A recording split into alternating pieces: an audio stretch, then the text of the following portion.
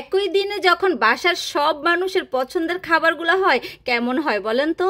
আর ছোটবেলায় মা চাচিরা সবাই মিলে বসে হাতে হাত লাগিয়ে লতি কোটা বিভিন্ন কাজ করা, এক জায়ের সাথে আরেক জায়ের সহযোগিতা করা, এই জিনিসগুলো আমরা যারা গ্রামে বড় হয়েছি তারাই দেখেছি। আসসালামু আলাইকুম, সবাই কেমন আছেন? আশা করছি সবাই ভালো আছেন। একদম যখন ছোট ছিলাম তখন দেখতাম এরকম লতি নিয়ে আসলে হয়তো বা আমার মার বা অন্য কোনো হোক চাচি বা ফুফু বা আমার দাদি এরকম বসে বসে গল্প করতো, বা দুপুরবেলা খাওয়ার পরে সবাই ঘুমাতো, ঘুম থেকে উঠে যার যার কাজগুলো শেষ করে উঠানে দাঁড়িয়ে গল্প করা, বা কোনো কারো একটা যদি এক্সট্রা কাজ থাকে হাতে হাতে লাগিয়ে সবাই মিলে কাজগুলো করা, সেটা কিন্তু অন্যরকম একটা আনন্দ। আমরা তো এখন মানুষ ছাড়া কাজই করতে পারি না।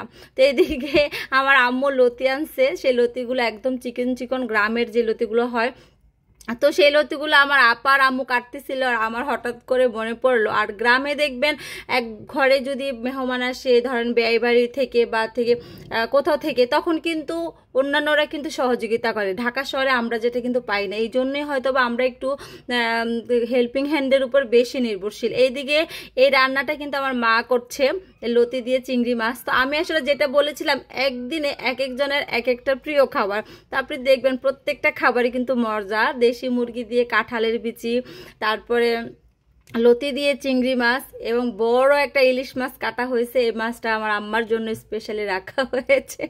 তো এটা হচ্ছে শুক্রবারে আমার ভাই আসলে একসাথে খাবো, তো এই জন্য হচ্ছে পানিতে ভিজিয়ে রাখা হয়েছে। আর এভাবে আমি সেদিনটা রিলস দিলাম, আমি কিন্তু যখন এরকম করি তখন এভাবে কেটে রাখি। এটা আমি 1 মাসও যদি রেখে দিই এই মাছটার স্বাদের একটু চেঞ্জ হবে না, যেমনটা সেরকমই। তো এইদিকে হচ্ছে আমার মা আপা ওনারা কাজ করছে, আমিও হাতে হাতে কাজ করেছি। তারপরে করে বড় ছেলেকে নিয়ে স্কুলে চলে যাচ্ছি। তো যাওয়ার আগেও আজকে একটু ভোর ভোরে উঠেছি, অন্যান্য সময় শুয়ে থাকি। স্কুলে গিয়েছিলাম একটু, অনেকদিন পরে বান্ধবীর সাথে নাস্তা টাস্তা করছি, তো সেই ভিডিওগুলো আর দেই নাই আসলে। আপনাদের সাথে অনেকবারই আমাদের এইগুলো শেয়ার করেছিলাম। তো যাই হোক, আমি যাওয়ার আগে ভুড়িগুলো খুব সুন্দর করে গরম পানি দিয়ে ধুয়ে তারপরে হচ্ছে রান্না করতেছি। তা আম্মু বলল যে ভুড়ি তুই রান্না কর, যেহেতু তোর বাসায় তোর বাচ্চারা তোর পছন্দ মতোই মানে রান্নাটাই পছন্দ করে। তা আম্মু তো গ্রামে হয়তো লাকড়ি চুলায় রান্না করে বা হাতে মাখিয়ে রান্না করে, আমরা তো প্রেশার কুকারে রান্না করি। তা আম্মু প্রেশার কুকারে তো রান্না করতে জানে না, তা আমি হচ্ছে করলাম, তার বাদ বাকি রান্নাটা আম্মু করলো। আসলে আম্মু আসলে আম্মুর হাতের মুরগির রান্নাটা অনেক মজা হয়, দেশি মুরগি বা গরুর মাংস রান্নাটা বেস্ট।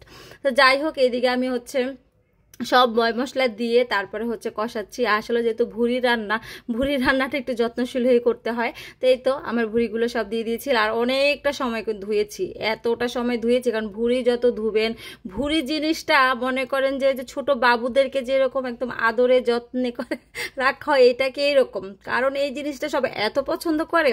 এদিকে আমি আবার আসার সময়, স্কুল থেকে আসার সময় আইসক্রিম নিয়ে আসছি, কারণ আমার গলাটা একদম শুকিয়ে নিয়ে গেছে। এটা হচ্ছে ছোট ছেলেকেও আবার স্কুলে দিয়ে আসছে আসার সময়। তো এক ফাঁকে আবার মানে এটা চুলাতেই ছিল, তো দিয়ে আসার সময় আইসক্রিমটা নিয়ে আসছিলাম। তো যাই হোক, এই তো প্রেসার কুকার থেকে নামিয়ে নিয়েছি। তো একটু একদম শুকনো শুকনো করবো না, যেহেতু আমরা এটা দুপুরে খাবো না, রাতে খাবো। আমার ভাই আসবে, তো ওর সাথে খাবো। আর দুপুরবেলা তো আমাদের মজার মজার খাবার আছে। লতি চিংড়িও আমার বাসায় সবাই পছন্দ করে, দেশি মুরগিও আমি পছন্দ করি, আর ভুড়ি হচ্ছে আমার স্পেশালি আমার বড় ছেলে আর আমার ভাইয়ের জন্য। আর আপনাদের ভাইয়েরও দেশি মুরগি লতি পছন্দ, তো সেজন্যই বললাম একদিনে যখন বাসার সমস্ত মানুষের প্রিয় খাবারগুলো হয় তখন কিন্তু ভালোই লাগে। আর বিশেষ করে বাচ্চাদের পছন্দের খাবার হলে তাহলে কিন্তু কথাই নেই। তো যাই হোক, এই তো এগুলোকে বাগার দিয়ে দিয়েছি। আর আমার আম্মা জান একদমই ঝাল খাইতে পারে না, সে তো ইচ্ছা মতো পান খায়, তো সেই জন্য ঝালের পরিমাণটা যতটা পারা যায় কম দিয়েছি। তারপর আমি রান্না করলে নাকি আম্মুর অনেক ঝাল লাগে, তো আসলে সেই জন্য তরকারির কালারটা, ভুড়ির কালারটা আপনারা একটু কম, মানে লালটা কম, আমি যতটা সম্ভব ঝাল কম দেওয়ার চেষ্টা করছি। কারণ পান খেলে না এমনিতেই মুখ টুক কেমন হয়ে থাকে, ঝাল খেতেই পারে না। তো এইদিকে হচ্ছে আমি এটা দমে দিয়ে দেবো, যে বাগারটা দিয়েছি সে বাগারের ফ্লেভারটা কিন্তু যেন ভিতরে ঢুকে যায়। আর আপনারা যারা গ্রামে বড় হয়েছেন তারা কারা কারা এগুলো দেখেছেন বলেন তো?